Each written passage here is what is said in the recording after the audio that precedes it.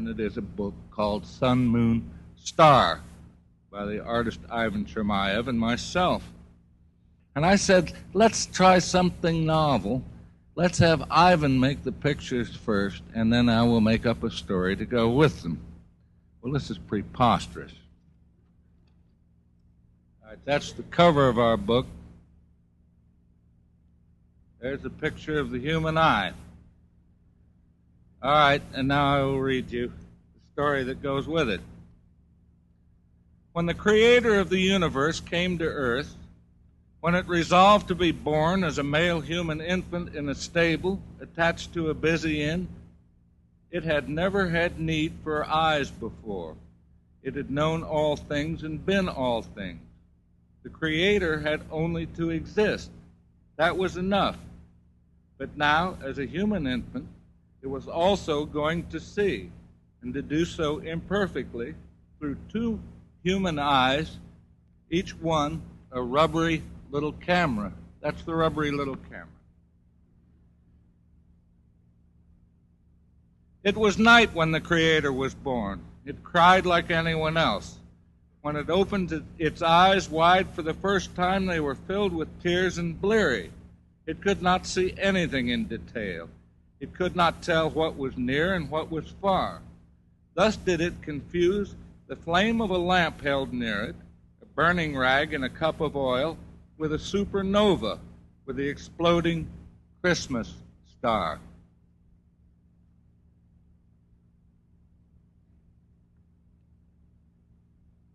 A crescent moon arose. The points of the Christmas star dropped off.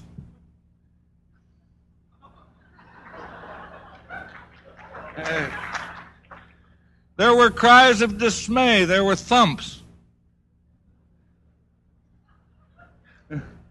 Only 1 minute old and cradled in the hands of a midwife, the Creator had witnessed its first human accident. The moon was the forehead of Joseph, who would pretend to be the Creator's father with all his heart. Joseph held the lamp. Joseph so adored the infant that he had allowed the lamp to tilt. The falling points of the star were beads of burning oil. The thumps were made by Joseph's feet as he stamped out the little fires on the stable floor. Joseph begged the forgiveness of God. He was heard.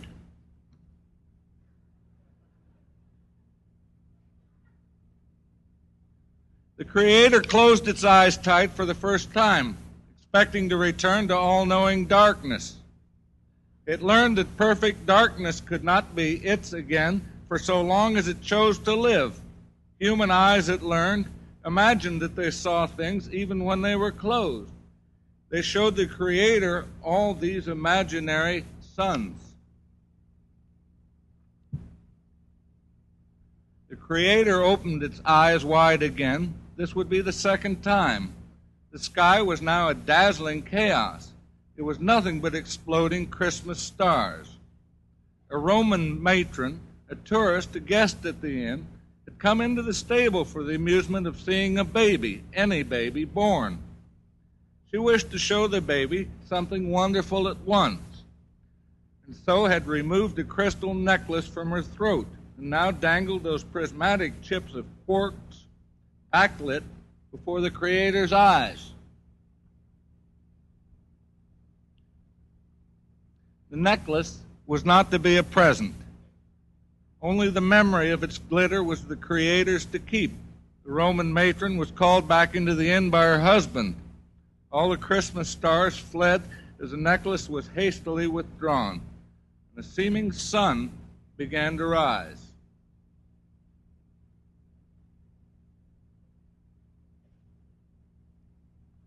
The midwife was now giving the Creator into the arms of its mother Mary.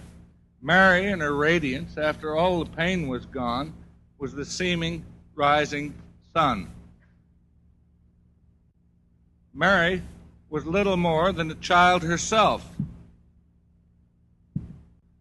But the Creator of the universe, unbelievingly and rapturously, felt all creation easily engulfed and lovingly by a single rising sun. That's Mary, you realize. It's filling his universe. The Creator closed its eyes tight for the second time and sucked warm milk from its mother. The Creator slept.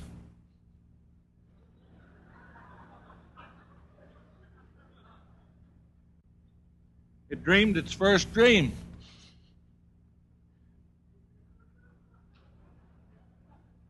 It dreamed its second dream.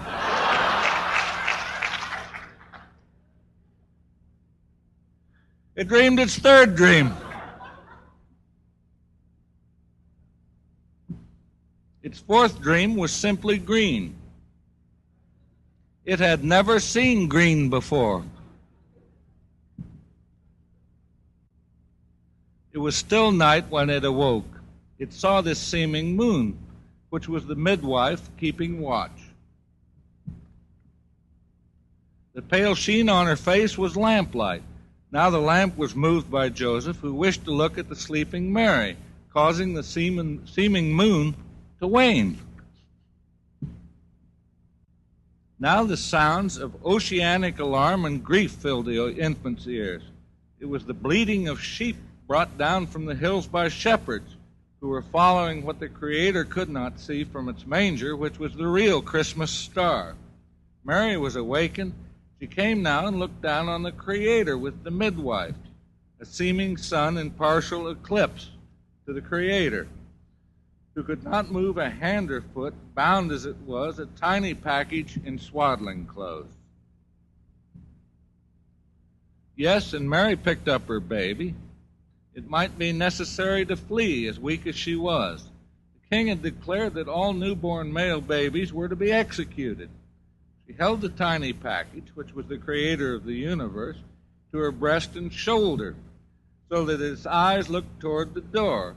It saw a sun, which was its mother's shoulder, and then the moon of the midwife, and then a star, which was Joseph at the doorway with a lamp. 3D, stereo. The shepherd told Joseph that they had come to adore the baby who was the Creator of the universe.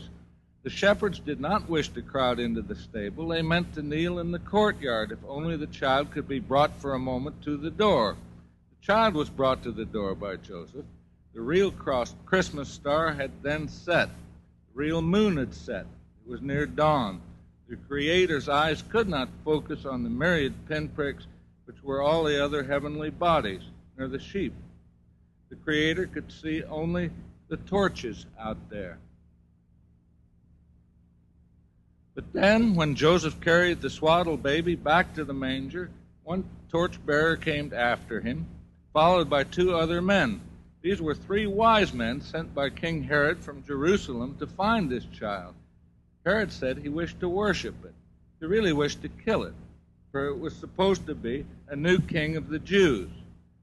The torch was held close to the baby between Mary and the midwife, so that the wise men could see what manner of baby this was. The Creator now saw a sun, a moon, and a star come together in an impossible cosmic tangle. What could be the explanation? The baby's eyes had crossed.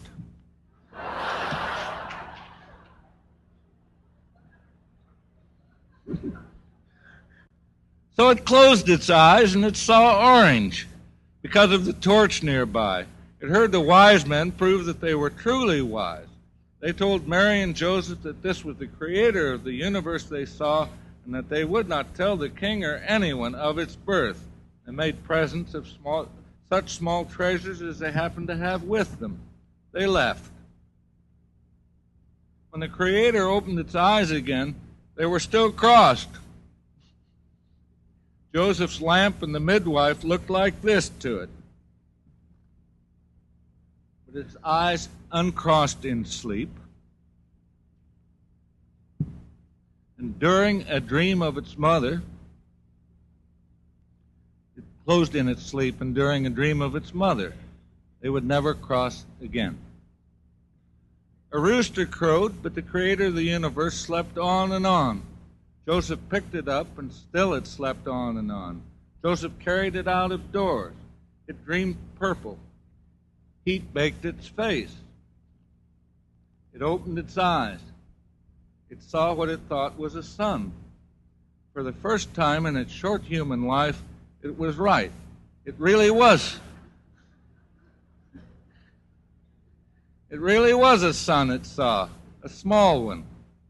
And an ox was led out of the stable to plow, and an ass was led out of the stable to carry firewood. The rooster crowed again, although the sun had been up for hours. And life went on. Amen.